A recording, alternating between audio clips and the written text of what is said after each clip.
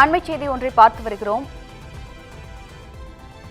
2024 மக்களவைத் தேர்தலின் போது நடத்தை விதிகளை மீறியதாக கூறி நயினார் நாகேந்திரன் மற்றும் மாணிக்கம் தாக்கூர் மீதான பதியப்பட்ட வழக்குகளை ரத்து செய்து சென்னை உயர்நீதிமன்றம் உத்தரவு பிறப்பித்துள்ளது.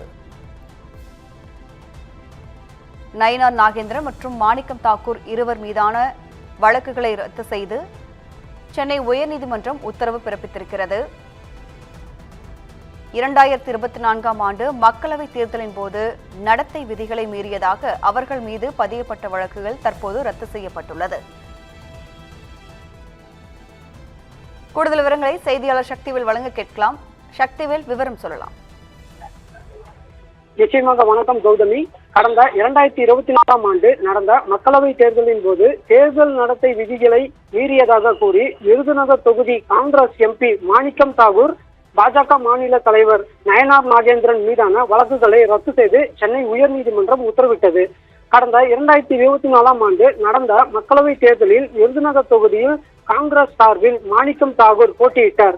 ஏப்ரல் 19 வாக்குப்பதிவு நடந்த நிலையில் தேர்தல் பிரச்சாரம் முடிவடைந்த பின் ஏப்ரல் 18 தனது முகநூலில் பிரச்சாரம் மேற்கொண்டதாக மாணிக்கம் தாக்கூர் மீது விருதுநகர் மேற்கு போலீசார் வழக்கு பதிவு செய்து இருந்தனர்.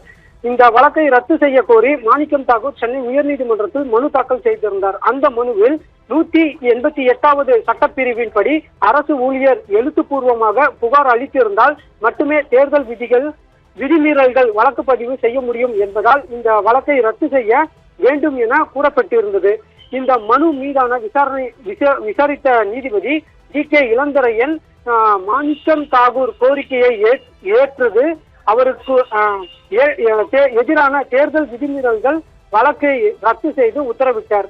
இதுபோல திருநெல்வேலி மக்களவை தொகுதியில் 2024 ஆண்டு தேர்தலில் பாஜக சார்பில் போட்டியிட்ட நயினார் நாகேந்திரன் தேர்தல் நடத்தை விதிகளை மீறியதாக திருநெல்வேலி போலீசார் வழக்கு பதிவு செய்திருந்தனர். திருநெல்வேலி நீதிமன்றத்தில் நிலுவையில் உள்ள இந்த வழக்கை ரத்து செய்ய கோரி நயினார் நாகேந்திரன் மனு தாக்கலும் செய்திருந்தார். இந்த மனுவை விசாரித்த நீதிபதி ஜி.கே. இளந்திரையன் மனுதாரர் தரப்பு கோரிக்கையை ஏற்று நயினார் நாகேந்திரனின் மீதான தேர்தல் விதிமீறல் வழக்கை ரத்து செய்து உத்தரவிட்டுள்ளது. கௌதமி,